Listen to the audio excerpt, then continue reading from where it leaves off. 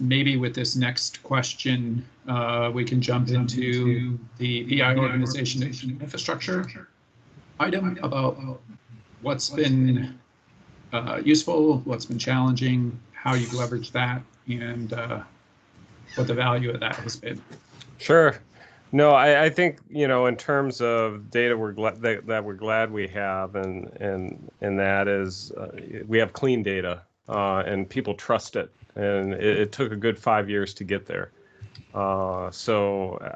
Coming just off a cabinet conversation into this meeting, as I was reflecting on some of the questions, it was nice to be in a meeting where we were throwing out numbers and decision makers were kind of pulling levers based on data, and there was no talk about, well, your number is different than my number, or where'd you get that? I didn't hear that. Everyone seemed to be lockstep.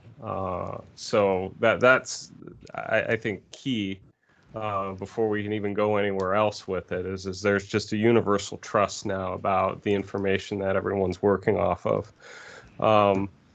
I would say we got there just by proving that our enrollment, our retention data, has been solid, and that the numbers that we've been working off of in the warehouse and looking at those trends and stuff have proven to be accurate. The stuff that Scott works with and he models out from our enrollment management standpoint is fairly accurate. And when he says, I think we'll be able to pick up 20 or 30 more students between now and start of school, that plays out usually accurately, and it has, for the last 2 or 3 years.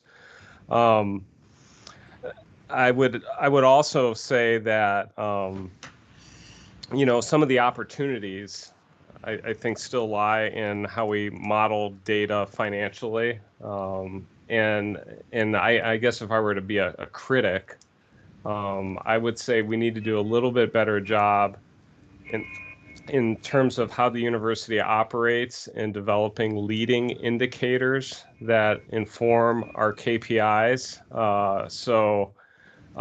We tend to do a real good job on the enrollment and retention side of developing leading indicators and being able to pivot during the cycle when we see something that's not going to pan out.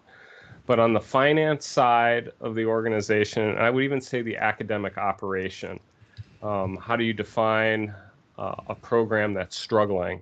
And what are leading indicators that indicate that program's starting to struggle? And what's the plan to rally around that to either save the enrollment, reduce expenses, or do something so that you're just not maintaining a sacred cow that's pulling down the whole enterprise? I think that's where the real opportunity for us lies in terms of the next evolution in our data management cycle.